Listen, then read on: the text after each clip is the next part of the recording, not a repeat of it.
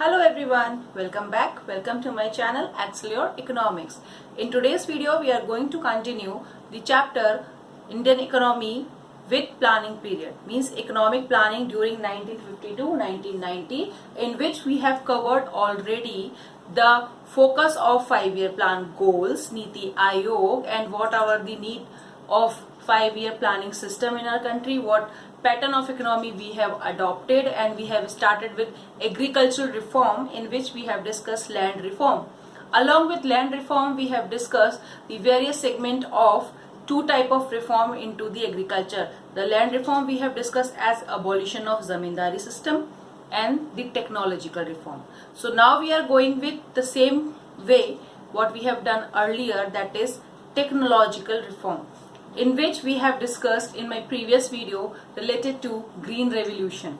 So now we are in continuation that we have discussed already in my previous video related to what was the need of green revolution, इसकी ज़रूरत क्यों थी हमें, क्या phases आए, किसने introduce किया और इसके शॉर्टकमिंग्स और बेनिफिट्स क्या रहे. अब अगर हम ग्रीन रेवोल्यूशन के पॉइंट ऑफ व्यू को देखें, यू मस्ट रियलाइज कि जो ग्रीन रेवोल्यूशन प्रोग्राम था that was based on technique. तो टेक्निक को अफोर्ड करना was not possible for each and every farmer at that time.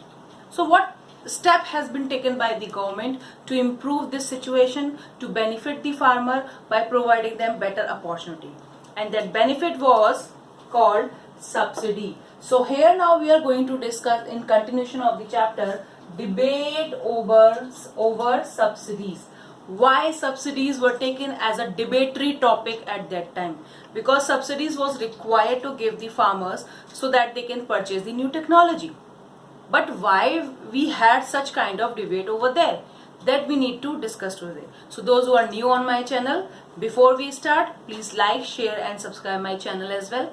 And also I have started my journey with Unacademy, so those who want to join me there, they can join there. I have started with the chapter in the beginning, that is all about Indian economy. वहाँ मैंने Indian economy से ही पढ़ाना शुरू किया है, और उस channel पे हम अनअकैडमी प्लेटफॉर्म पे डेली क्विजेस भी कर रहे हैं, डेली एमसीक्यू सॉल्व कर रहे हैं with every concept. Whatever concept has been taught there, it is supported by the quizzes belonging to the same concept. और at the end of the chapter वहाँ पे हम एक बड़ा पैनल ऑफ MCQs का रखेंगे, जिससे बच्चों को बहुत अच्छे से तैयारी हो जाए related to their board examination. So stay tuned with me on Unacademy. So here we'll begin. In the debate of the subsidies, we have to understand what is the real meaning of subsidies. So before we start debating over subsidies, let's understand what is subsidy actually. It means providing new agricultural technique. इसका पूरा नाम मैंने आपको already मेरी previous video में बता रखा है, that is new agricultural technique, right? So NAT here means new agricultural technique, means we are talking about package program, we are talking about green revolution program.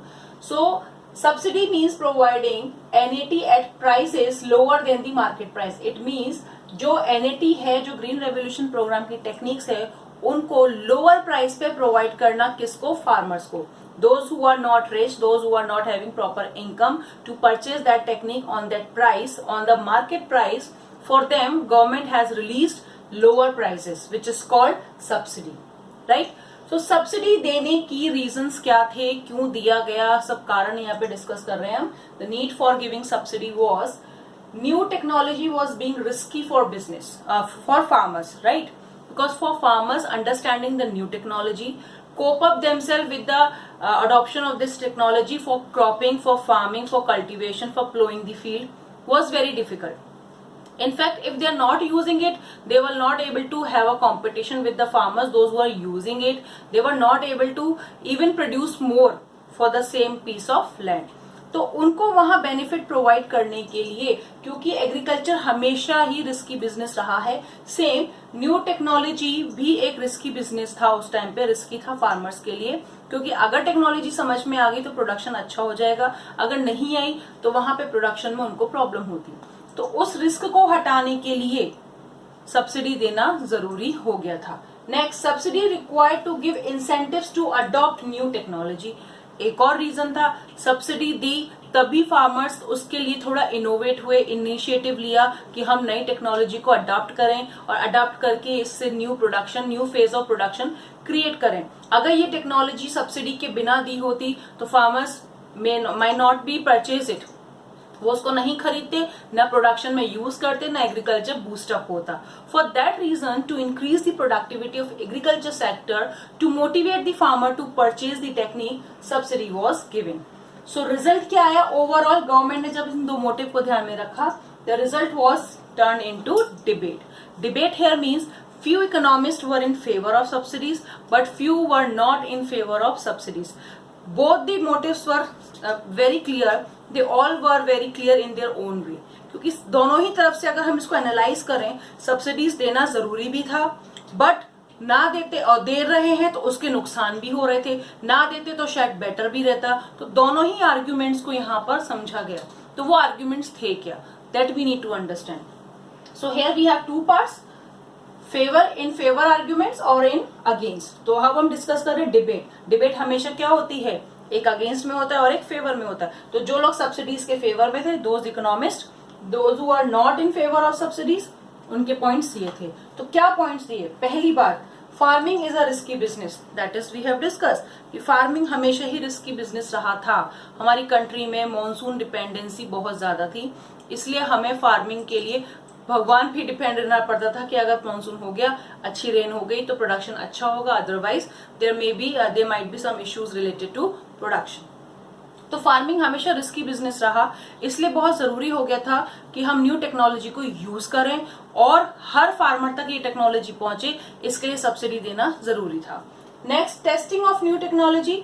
अगर कोई टेक्नोलॉजी आई है, अगर उसका यूज सब लोग ना करें तो फायदा नहीं उसको लाने का। Like in the current era अगर हम बात करें, अगर कुछ भी नया ऐप भी डाउनलोड, अगर ऐप लॉन्च करती है हमारी कंट्री या कुछ भी होता है, लाइक अभी जियो ऐप लॉन्च हुई फॉर एजुकेशनल पर्पस, तो अगर हम उसको यूज ना करें तो उसका फायदा कैसे पता चलेगा?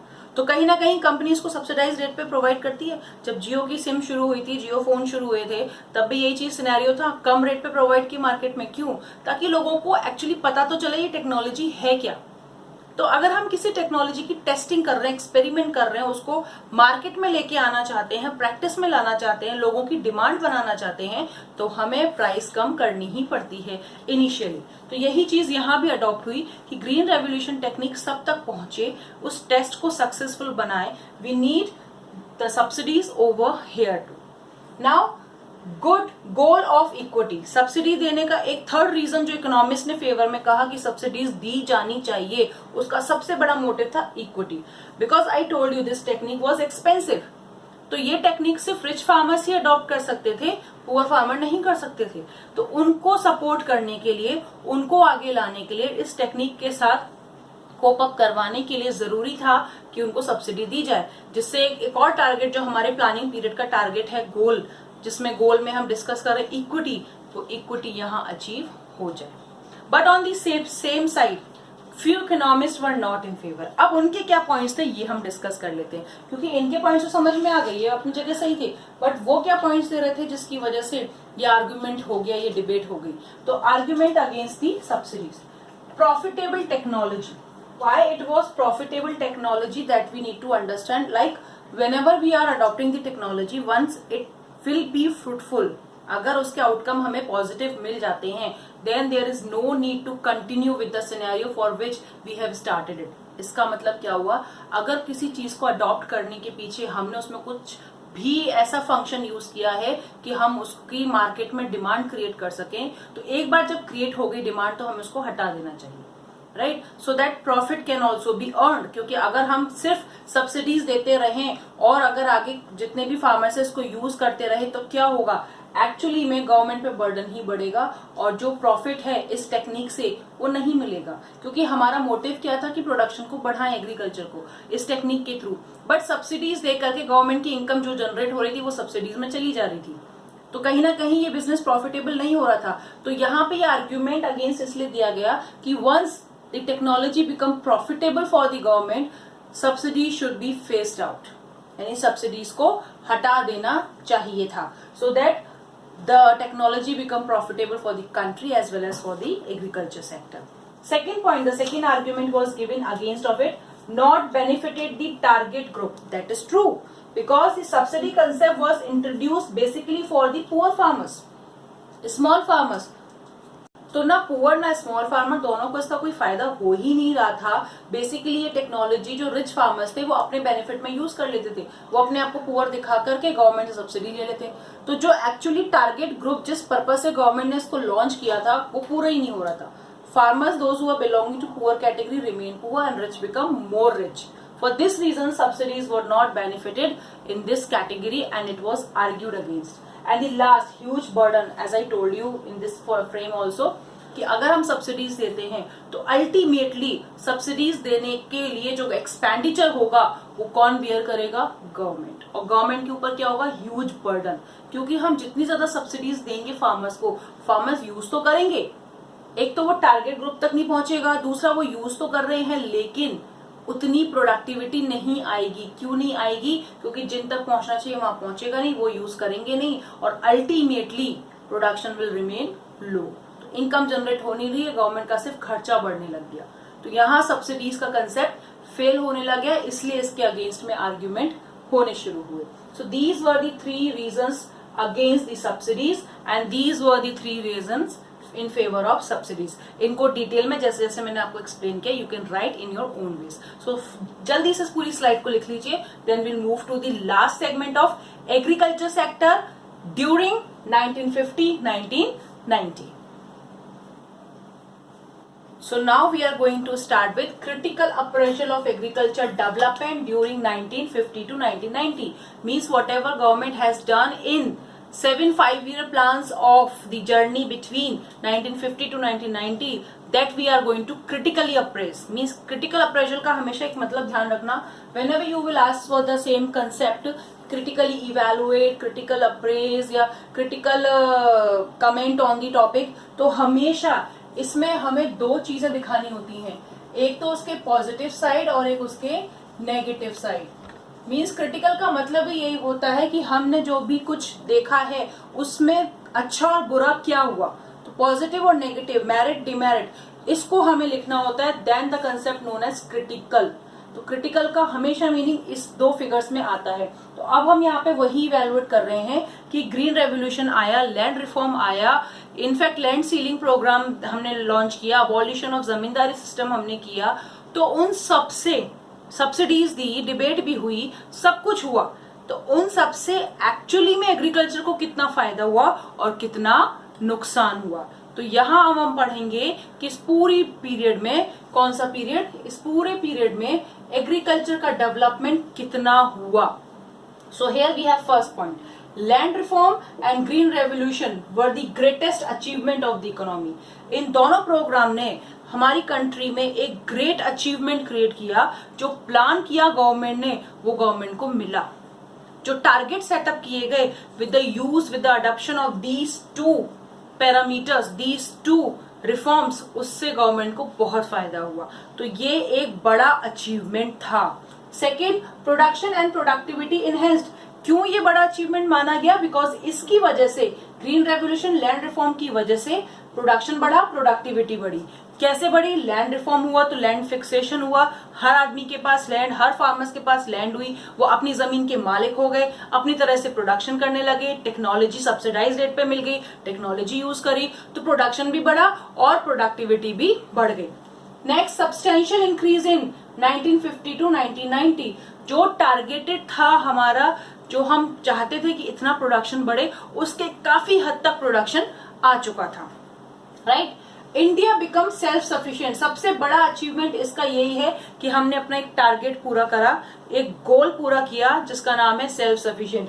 जेम्स याद है ना, हमने जेम्स डिस्कस किए थे, growth, equity, modernisation and self sufficiency. तो हमने इसको यहाँ पे पूरा करने की कोशिश करी कि नहीं करी? ग्रोथ, हमने जीडीपी का प्रोडक्शन बढ़ाने की कोशिश करी, जीडीपी में शेयर बढ़ाने की कोशिश करी, प्रोडक्शन और प्रोडक्टिविटी बढ़ी. फिर इक्विटी, सब्सिडीज देकर के हर फार्मर्स के पास टेक्नोलॉजी को अवेल कराने की कोशिश करी, इक्विटी टारगेट करी. Modernisation, green revolution is a technique, it is a concept of modernisation, so we adopted.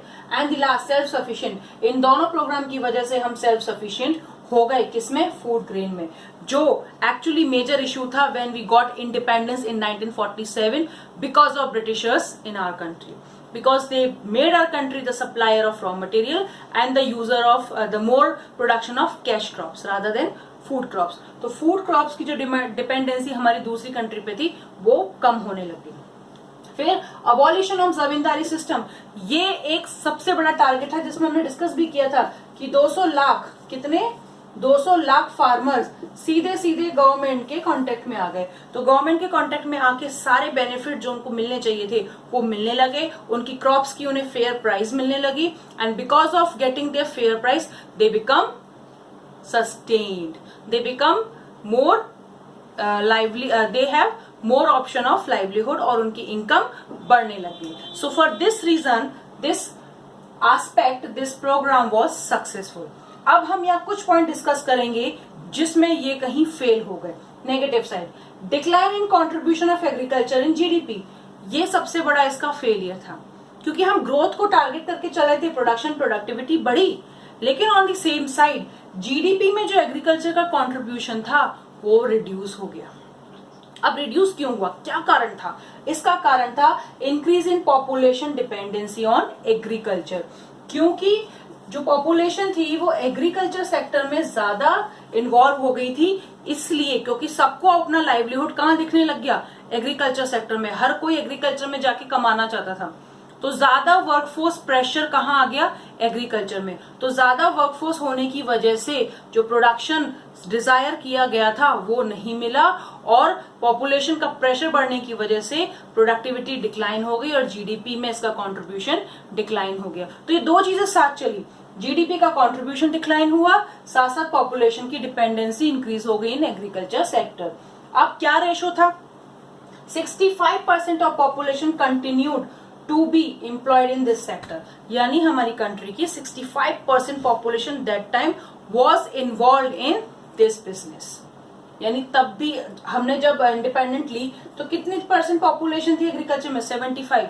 तो अगर जब टेक्निक ला रहे थे, हम सब कुछ कर रहे थे, everything we plan, then also we reduced only 10%. इसका मतलब पॉपुलेशन ज्यादा कम होनी चाहिए थी, बट ऐसा हुआ नहीं.